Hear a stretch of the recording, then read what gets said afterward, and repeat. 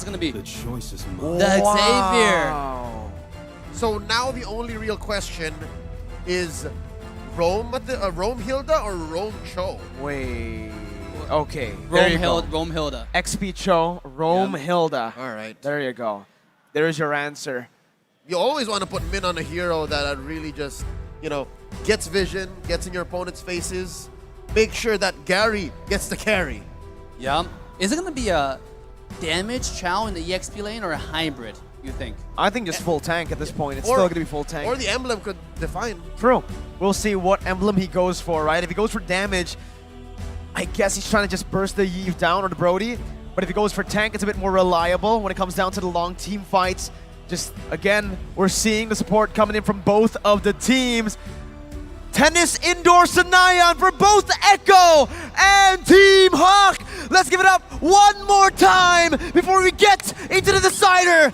Back to a best of one. Game number 5 in the Land of Dawn. Look at the start here for Gary. Gonna start up his purple. Same for Carl Teasy. But again, Min just, at this point, Echo just knows that this is how Min is gonna play this Hilda. Yeah. And I gotta give the draft actually to Team HAQ for picking up Xavier in the end. If you look at the entire side of Team Echo, who's gonna get on this Xavier? Zhang. Yeah, sure, Yuzhong, but you have to go through a lot of vision, right? Because you know exactly where Yuzhong's coming. You have Hilda, you have Chow, who's not gonna lose lane that much. So if Yuzhong's gonna be rotating, Chow's gonna tell his team, hey, by the way, there's a dragon coming your way, so be prepared. I guess at that point they're just hoping that Sanford, again, makes the wrong call and is just left with nothing. Because that happens. We've seen that happen many times in this series so far. They did swap, by the way. Swap, yep. But I don't think it's a good lane for the Beatrix up against the Yuzhong. You can already see it. And in the gold lane, Benny is actually going to be able to dish out some damage back in. Lola losing onto the trade despite having a 2v1. You know, the swap philosophy is very, very interesting right here. Because Beatrice, again, is going to fall behind in the lane. Because Team Farm as well, compared to the Brody. But the thing about this game is Brody late game is going to be much less scarier compared to Beatrix, right? Because Beatrix, after you get those 3 core items, the Cauldron Size, the DHS, the Golden Staff, he's going to one-shot the Frederick. Yeah, so it's going to come to Team HAQ maybe making the decision to switch up like they did previously in the series, right? They do the Malaysian switch to start, and then they eventually course correct. We'll see if that same call happens here. Something else to note, the lack of gold in the early phase that the Beatrix will suffer might be worse given that it's a weapons master Beatrix. Absolutely. Now, first hurdle's coming up. And it seems like Team HAQ, again, has better map control in this area. Look at Hilda. Well, they are playing for that XP lane because of Panda, so they will have a little bit more room to play with. But look at the invade right now with Divine Judgment popped in. Gary finds the top of the blades, gets out, is able to actually secure the purple buff despite having that invade onto him. And Echo just moved back. Call TZ doesn't have the retribution. Gary doesn't have it too, but they're still trying to go for the turtle. You'll say no harm, no foul, but that might be what they're setting up for. The ult and the lack of retribution. Here comes the Black Dragon form. No contest for Team HAQ. It's clean. It's just clean, It's just a contest up top, though. That's the Petrify and the Furious Dive. Panda losing a whole lot of HP as Min jumps in, trying just to dish out a bit more damage with Ultimate 2. That's the Dawning Light coming through. Not able to connect Sanford with a very good sidestep. And it's still Echo grasping onto that 500 gold lead. Ooh, TikTok Live Carnival for the M4 playoff. Come to TikTok and cheer for M4. Not only have exclusive custom skins, you also have a bunch of other stuff to make sure you show up. Yep, and again, thanks to the gang. Dave, what do you feel about that first major rotation with the turtle? Right before Echo makes a play, can they get it? Oh, Divine Judgment brings Man over to his own turret there. Lola actually be able to find a Jikundo, and that's going to be the Dawning Light securing first blood. Gary still onto Benny. That's going to be stun coming in by Benny. Gary with the passive blades is able to actually cancel it out. Gets the kill down. Lola flickering out. Taken low, but he is safe. 2 for 1. Team HAQ with a better value.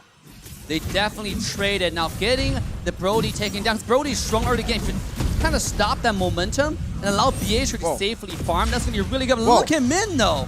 Just being a nuisance to the entire side of Echo. I got to say the first rotation for the entire side of Echo is pretty smart. They invaded the jungle, take the blue away. Look at the damage. Did they succeed? From Xavier. Oh, yeah, no, that's Gary. Yep. Let's grant that purple. Carl Teasy was actually able to secure it, yeah? Against Gary here, who didn't have the retribution on time. Again, in this game, it does feel like Team HAQ are getting a lot of kills, and I do feel like for the Beatrix, it's not going to be an XP lane Beatrix the entire game. It's just going to be the XP lane Beatrix up until the 5th minute. Then they're going to swap. At the 5th minute, though, the gold cards and the XP cards, they don't exist anymore. So again, I think it really was the intention to win the lane. Yep. And so far, they're making it there, but they're not converting to much because, again, the major objectives are going to Echo. Yes, I mean, and Echo is playing really smart again in this game, right? Their rotation, they're playing the HAQ game in a sense, where taking aggressive to your own jungle, taking lane's jungle, no lane's weak in jungle, have to use retreat just to secure objectives. You can now, because of the early play from Carl TZ, from Team Echo, now Ling is forced to not contest any objectives, but to go to the other side to steal scraps, really, right? 1 or 2 small camps. Slowly but surely, they're starving Gary, and it may seem like Echo, 5 minutes in, found their way back into the series. Here in the mid lane, you can already see some damage being placed down, but Carl Teasy on the Fredrin, he can just soak that damage in. Min and Gary will not be able to actually dish out as much as Carl Teasy sustains, especially when he's already he's very tanky now actually, steals the purple buff away, and like you mentioned, Gary is not getting a say in the game right now. Divine Judgment pulling Min back, that's the real world inflation popped in as well. Gary, with the Time of the Blades, isn't able to dish out as much damage as he would want to. Yep, and all this time, THQ making the most of it. Panda was pushing up top, that's a tier 1 going down. And that's very important, tier 1. We saw this happen in the previous game, where tier 1 top happened, and then it's tier 1 bottom, but here goes Minlay. Beautiful cancel for that way the dragon, man. It was looking bad, but wait. Carl Teasy solo? What? 1v1, Panda taken down in the XP lane as Gary looks for a trade here. Oh, that's the cutoff. Yaoi finding the sandwich maneuver, holding on.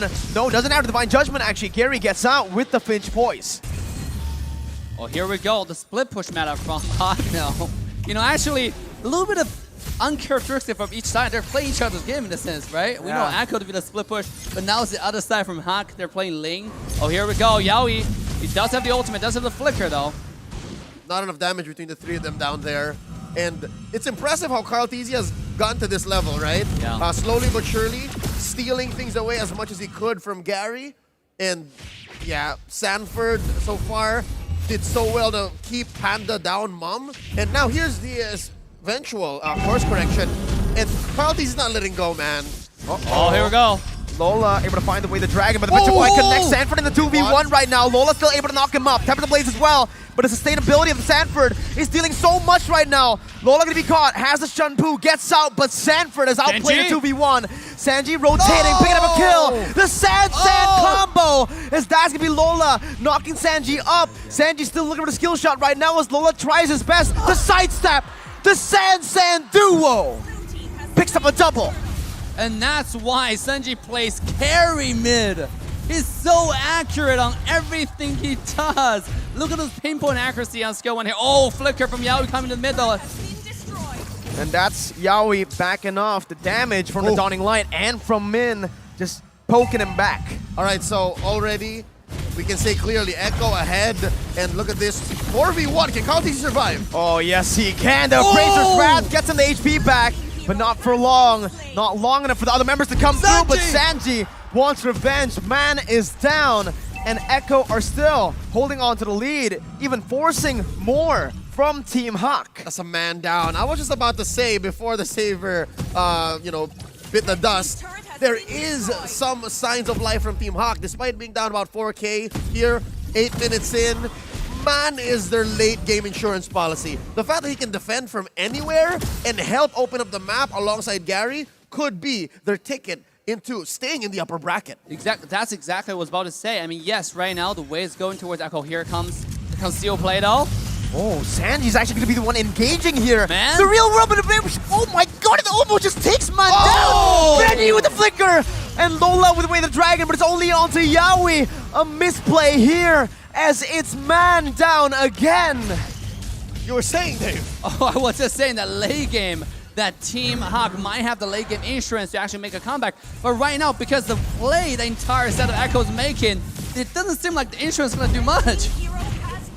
And so far, Echo has not let go. Again, for the longest time in the series, game 3 and 4, Echo was down. Now they are back in the driver's seat, 5K ahead. Gary already making a cut deep up top, but that's not going to stop Echo from taking this tier 2 turret. Echo is feeling it. They're not going to the lower bracket. They have recovered, but Team HAQ, it's not too late just yet. Yeah, they need a few minutes for Team HAQ though. Right now, Beatrice is not online yet. Because even though she was there in the team fight, but she couldn't do significant enough damage in a short period of time. And look how tanky entire Echo is, right? Yaoi is tanky, Kartiz is tanky, even Sanji, you know, as the one of the tankiest mages, should I say, in the entire game. I mean, this gotta go to like, what, 15 minutes at this point in order for Team HAQ to stay in this game. For a chance even to think about it, right? Yes. So how do they stay alive for 15 minutes? Well, number one, yes, continue cutting the lanes. Because again, at least Gary's making a leeway, took that tier 1 down bottom. But that aside, maybe defend from the base. I'm wondering what Man has built so far. Last we checked, I think, he had 2 major items, right? The Enchanted Talisman and the Clock of Destiny. Because that's going to be the major difference. At least Team HAQ has good wave clear. They do. Bennett plus Xavier, plus also, I don't know if I want to say a solid front line, right? They have Min, and they also have, oh, that's a damage show, by the way, right? So I don't know about the front line, man. That's going to be Divine Judgment pulling Man back, and that's not what you want if you're Team HAQ. Exactly what you want if you're Echo. They're going onto the base. That's so much damage. They want to end. Onto Man. And once again, Gary's going to fall. Benny is massive. GG! Echo end the game. They recover and they secure it in a best of 5. 3-2. They send Team HAQ to the lower brackets.